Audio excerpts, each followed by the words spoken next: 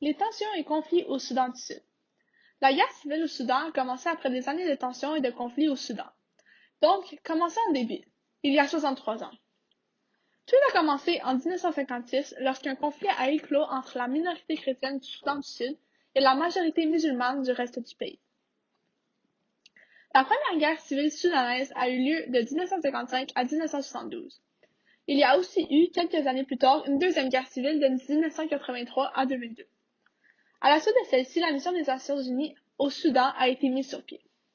Le Sud revendiquait non seulement une plus grande reconnaissance de leur identité, qui est l'identité de la religion chrétienne, mais aussi l'autonomie politique. C'est la raison pour laquelle elle était prête à lutter pour obtenir la souveraineté politique et créer leur propre État. Ce droit à l'autodétermination est protégé par l'ONU.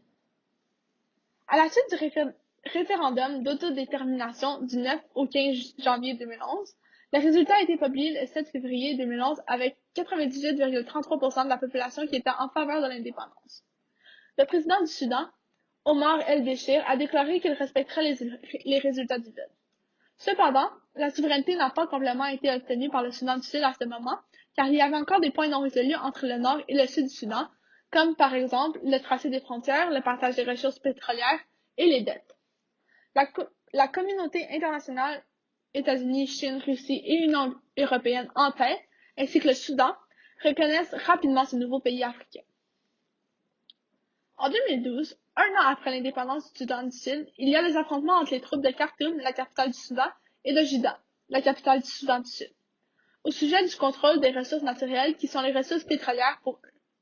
Un accord a été conclu en août entre ces deux opposants. Ce conflit a officiellement commencé en 2013. Les tensions entre le président Salva Kiir et son vice-président Riek Machar nous mènent à des guerres civiles à cause que leurs partisans prennent aussi leurs différences à cœur. Il y a trois principales causes, dont l'ethnie, la politique et l'économie. Pour ce qui est des Dinkas, l'ethnie du président Salva Kiir, et les Nuer, celle du vice-président Riek Machar, ils sont les deux ethnies qui séparent le Soudan du Sud, en deux parties qui s'opposent. L'ethnie des Dinkas représente une communauté beaucoup plus grande que celle des Nuer, donc ceux-ci revendiquent le respect de leurs droits pour former un groupe ethnique minoritaire. Depuis, des rivalités politiques entre le président Salva Kiir et son ancien vice-président Riek Machar se reposent sur le régime ici de l'ex-rébellion sudiste. M. Machar dénonce l'attitude dictatoriale du président M. Kiir. Kiir accuse Machar et ses alliés de tentative de coup d'État. Quant à Riek, il accuse le président Kiir de vouloir éliminer ses rivaux. En 2015, un accord de paix permet à M. Machar d'être réinstallé au poste de vice-président et de revenir à Juba. Mais après les combats, en juillet 2016, il fuit le pays.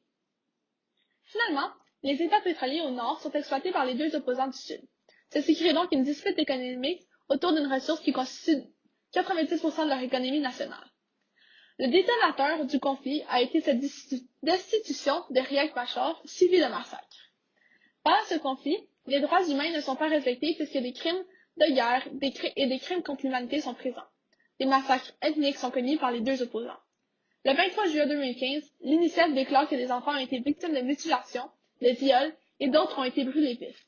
Le droit à la vie, à la liberté, à la sécurité, le droit à la justice, le droit à la liberté d'expression sont quelques exemples de droits humains qui n'ont pas été respectés au Soudan du Sud. Le droit international, qui a pour but de limiter les conséquences des conflits armés, surtout pour les gens qui n'y sont pas impliqués, n'est pas respecté. Effectivement, celui-ci interdit entre autres les agressions sexuelles. De plus, les militaires ne portent pas d'uniforme pour se différencier, alors que le port de celui-ci est obligatoire selon ce droit.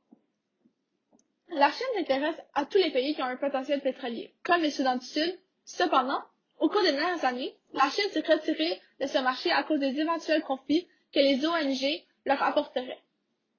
Un ONG, par définition, c'est un organisme à but non lucratif, non gouvernemental, qui se présente sur la scène internationale dans le but de réduire les disparités. Cependant, la Chine a débloqué $1 milliard pour financer les opérations de maintien de la paix de l'ONU, pour, sans doute, gagner leur confiance pour que la guerre civile finisse et pour qu'ils recommencent la production de pétrole. Cela a bel et bien contribué au processus de paix déjà entamé par l'ONU, car ces fonds aideront à la reconstruction d'infrastructures après le conflit et cela aidera à envoyer plus de casques bleus pour rétablir la paix. Lorsque les conflits menacent la sécurité des populations, les acteurs peuvent réclamer une intervention extérieure en territoire souverain en invoquant le droit international humanitaire et la protection des droits humains. Dans ce cas, il y a des interventions à cause d'une crise humanitaire, il y a de la famine et des crimes contre l'humanité. La mission des Nations Unies au Soudan du Sud a été créée le 9 juillet 2011, le même jour que l'indépendance du Soudan du Sud. Son but était de maintenir la paix de la population. Ceci est une action militaire en réponse à une crise régionale. Lorsque cette mission est entreprise directement par l'ONU, elle demande à ses pays membres une participation en troupes, comme les 12 000 casques bleus que l'ONU a envoyés. Le maintien de la paix est une mission de prévention d'un conflit qui a plusieurs objectifs. Par exemple, engager des opérations de désarmement, de démobilisation, appuyer des opérations humanitaires, donner une assistance dans le domaine des droits de l'homme, assurer l'ordre public. Cependant, les missions de l'ONU ne visent pas à imposer la paix par la force. En général, les casques bleus sont autorisés à utiliser la force seulement pour se défendre ou pour sauvegarder la mission. Le 5 juillet 2012, ils ont étendu la mission pour une année supplémentaire. Le 24 décembre 2013, le Conseil de sécurité des Nations Unies vote à l'unanimité l'autorisation d'augmenter les effectifs militaires de 7 000 à 12 500 hommes, ainsi que des effectifs policiers de 900 à 1 323. Ceci montre donc que les tensions ont augmenté au Soudan du Sud en 2011 et 2013. La crise au Soudan du Sud est un sujet très important au sein de l'Assemblée générale des Nations unies. Le président du Soudan du Sud, Salva Kiir, et le chef rebelle Riek Machar ont signé un accord de paix lors d'un sommet régional, une nouvelle tentative pour mettre un terme à la guerre civile dévastatrice et ensanglante que le pays connaît depuis près de 5 ans. La signature de ce nouvel accord de paix donne l'espoir d'un règlement politique, même si le cessez-le-feu a été plusieurs fois violé depuis. Agissant en vertu du chapitre 7 de la Charte, le Conseil de sécurité a décidé de prolonger jusqu'au 15 mars 2019 la mission des Nations unies au Soudan du Sud, avec un mandat mettant l'accent sur la protection des civils et la création des conditions permettant la fourniture de l'assistance humanitaire. De plus, elle impose plusieurs contraintes pour le Soudan du Sud. Elle exige à tous les militants de mettre fin au combat dans l'ensemble du Soudan du Sud. Elle exige aux dirigeants sud-soudanais de mettre en œuvre le cessez-le-feu. Et elle exige le contrôle des forces pour protéger les civils et leurs biens. Alors que de nombreuses personnes sont toujours déplacées à l'intérieur du pays, plus de 2 millions ont fui par les pays voisins, principalement en Éthiopie, au Soudan et en Ouganda, en quête désespérée de sécurité.